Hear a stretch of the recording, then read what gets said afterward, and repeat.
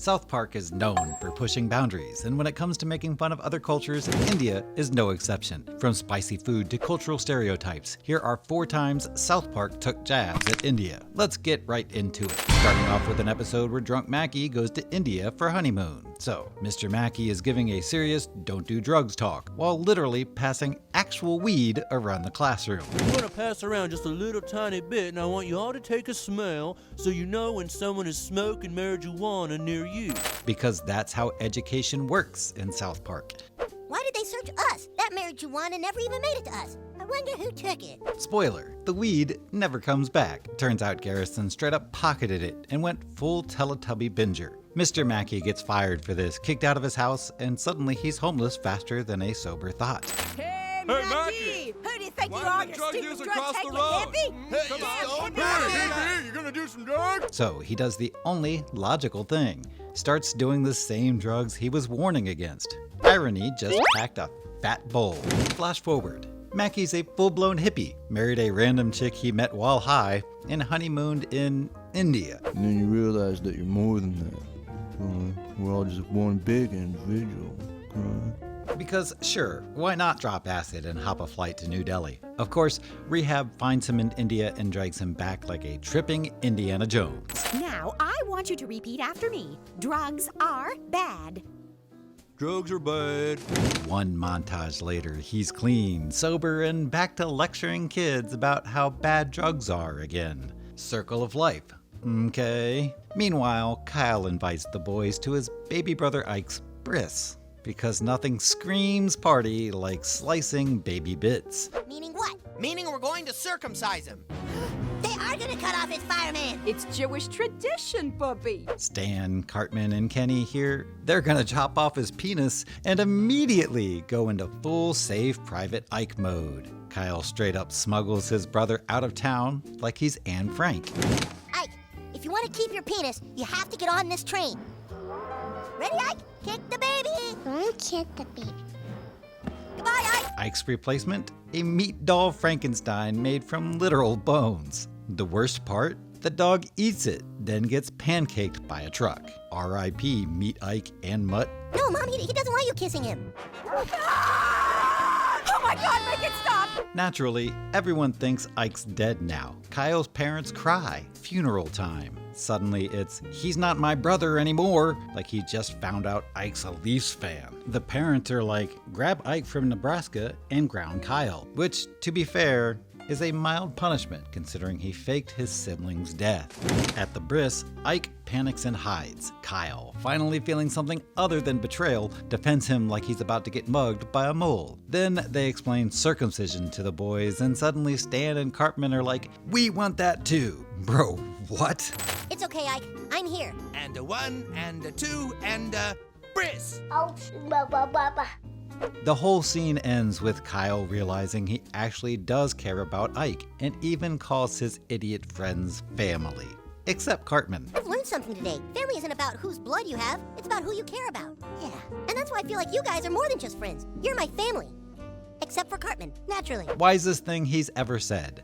On to a holiday special with a random appearance of the Taj Mahal. Mr. Hankey is the host of a Christmas variety show because nothing screams holidays like a literal talking turd. Hankey's living it up by the fire in his cozy sewer lair, introducing weird holiday songs. The episode is dedicated to Mary Kay Bergman, the original voice of all the female characters. So yeah, enjoy the weirdness, but that reality check is hidden under the holiday cheer. During a heartfelt moment of have yourself a merry little Christmas, the show flashes back to Bergman's characters, making it a tearjerker in between the holiday chaos. Like, can we just pause for a second to appreciate that the show balances sadness with a literal talking piece? Gerald Broflovsky, in his usual self-obsessed manner, sings about his undying admiration for Courtney Cox. Yep, the same woman who was, according to Gerald, hot on that show. Courtney Cox, I love you. You're so hot on that show. Which show? Who knows? The Christmas Time in Hell song. Satan's leading a celebrity sing-along in hell. And who's in hell?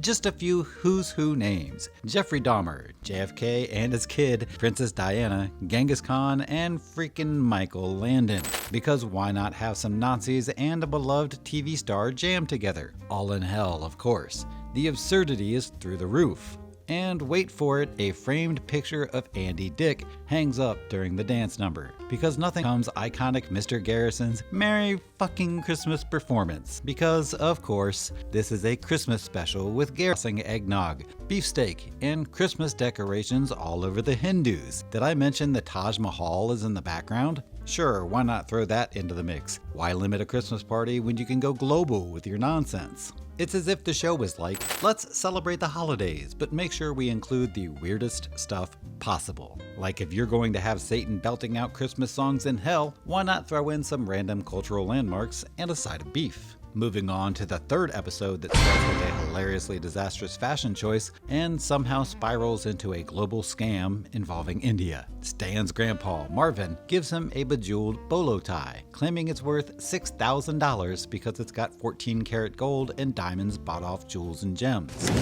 That's 14-karat gold with turquoise and real diamonds. Grandpa, how much did you spend on that? $6,000. Spoiler, it's not worth $6,000. It's the most absurd, tacky, and way too shiny thing he could wear. Cartman wastes no time roasting Stan for his new fashion disaster, because who wouldn't make fun of a 14-karat joke of a bolo tie? Dude, it's fucking gay as fuck.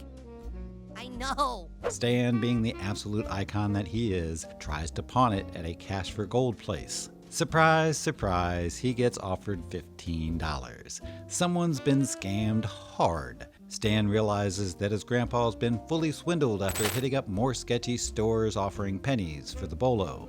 Cartman, of course, brings in the J&G infomercials, where half-senile senior citizens are conned into buying this overpriced junk. It's peak capitalism, and it's glorious. No, I'm buying it as a gift for my grandson, Billy. Grandpa? Stan, feeling like an actual hero, decides to go on a full-on crusade to stop this exploitation of the elderly. His mission? Find the evil mastermind behind the scam and take them down. Meanwhile, Cartman's not wasting any time either. He's starting his own infomercial scam empire with Butters as his sidekick. Oh, the chaos. Cartman decides to follow the J&G blueprint, so he starts offering classmates cash for gold like it's some get-rich-quick scheme. You got those rhinestones in your earrings? How about some walking cash? I can probably offer you... Whoop! Butters, what the fuck? He even launches his own TV channel, copying the exact scammy style of Dee, the J&G host. Oh my god, look at this, you guys. This is 200-karat Brazilian emerald and plasticine ring. I'm gonna start the bidding for this ring at, let's see, $8 billion. Meanwhile, Stan's still trying to get people to realize their grandparents are being fleeced by these frauds. Ah, the good fight. In a wild twist, Cartman notices that the East Asian women at the jewelry shop are using the exact same scammy mannerisms as him and Dean. Plot twist, they're scam artists too, so now it's not just J&G, but everybody's getting in on the scam. Okay, quit the act. I'm not fucking you and you know it. No, you fuck me! No, you fuck me! Fuck you! Stan, never one to back down, calls into Dean's show and tells him to kill himself for exploiting the elderly. Yeah, hi. You should kill yourself. What's that? I said you should kill yourself. Yeah, it's that kind of show. His shocking call sparks a revolution among the elderly, who now want Dean to end it all too. So, things are escalating. Cartman ends up at a jewelry factory in India, trying to cut out the middlemen and get some direct access to this precious scam gold. But guess who's already there? Stan. Yeah, turns out their scam journey is one continuous loop. Motherfuckers! You should be ashamed of the people in America that you are exploiting. How dare you take advantage of those less fortunate? The jewelry's made in India, shipped to the US, sold to grandmas, gifted to relatives, sold again for cash, and then shipped back to India to be melted down. It's the gift that keeps on giving, if you're a scammer. Stan receives a picture frame as a gift from an employee. And what does he do with it? Well, in a heartwarming twist, he gives it to Marvin with a picture of him and his old dog Patches. Marvin's reaction? He doesn't even remember giving Stan the bolo tie and tells him it's gay. That bolo tie you're wearing? Yeah? I don't know where you got that, but it's fucking gay as fuck. And then we reach the grand finale. Stan's call about Dean takes off like wildfire. Now, everybody is calling into the show to tell Dean to off himself. What are you waiting for? Kill yourself. All right, goddammit, we got another comedian. Dean, being the fragile man that he is, actually goes through with it, shooting himself in the head. And of course, the blood covers his precious, worthless jewelry. Truly a beautiful way to go. Let's move on to another episode with a Halloween party thrown by Satan himself. Satan decides to throw the ultimate Halloween costume party at Earth's W Hotel, which everyone's calling the Cecil Hotel for reasons that are just so South Park. Satan's going all out with a massive Ferrari Enzo-shaped cake that's being delivered by none other than notorious serial killers Ted Bundy, Jeffrey Dahmer, and John Wayne Gacy. Yeah, that's a great idea. What could possibly go wrong? Meanwhile, Cardinal Roger Mahoney and a bunch of Catholic Church officials in LA are pissed that they weren't invited to the bash. Satan mocks us. His party must be stopped. Yes, we cannot let evil take over our city, even for a night. So what do? Plan to sabotage it, of course. They want to call the fire marshal on the night of the party to get it shut down. But plot twist, the fire marshal's invited too. And just like that, the priests are stuck outside trying to crash the party.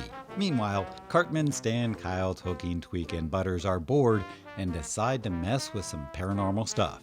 Biggie Smalls. Biggie Smalls. See, you're scared. They try summoning Biggie Smalls using a Bloody Mary type ritual, hoping he'll pop in like the Candyman.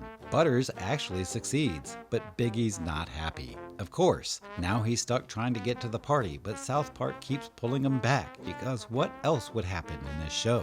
You don't understand, fool. I ain't missing the party. What party? I already got my wristband, see? You got to get me to Los Angeles. Biggie gets yanked back by Kyle on a dare. Then Randy Marsh jumps in and calls him again. Yeah, Biggie's not thrilled about being summoned like this. Meanwhile, Satan's serial killer crew, Ted, Jeffrey, and John, are busy wrecking the Ferrari-shaped cake like a scene straight out of the Three Stooges. The cake!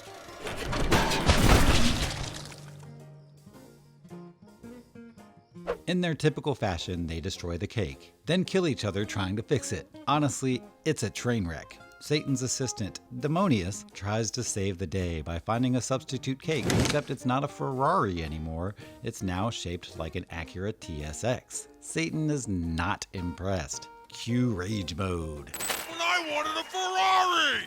We did the best we could. There was a problem. Acuras are really nice. It's not the car I wanted! He wanted a Ferrari, not this disaster, but Demonius, ever the rational one, points out that his guests are still having fun. Satan, having one of those breakdowns, decides to cancel the party, but then realizes that he's acting just like the spoiled teens on My Super Sweet 16. Yikes. In the midst of the tantrum, Satan has an epiphany. He's become just like the people he hates. By trying to have a party like those spoiled rich teenage girls on MTV, I've become like one of them. After some soul searching and maybe a few bottles of tequila, he apologizes to everyone, including the Catholic priests, who somehow end up bringing naked altar boys on leashes into the party. Cue cameo from Mahatma Gandhi. He's at the party in full traditional Indian attire. Because why not? South Park loves mixing the absurd with the historically iconic, making this a party you'd never expect to see in a million years. Butters, finally arriving at the W Hotel, gets a chance to summon Biggie Smalls one last time, using someone's makeup mirror because, sure, why not? Excuse me, ma'am, can I borrow that? Biggie Smalls, Biggie Smalls, Biggie Smalls. What the? Thanks. Biggie, grateful for the summon, invites Butters to join him at the party. Butters knows he's about to get grounded, but screw it, this is way more fun than being at home. And just like that, Biggie and Butters are now the life of the party. It's a full-blown horror show of insanity, and the episode ends with that South Park blend of absurd humor and weirdly deep realizations. Which one of these was your favorite? Let me know in the comments, and I'll see you in the next video.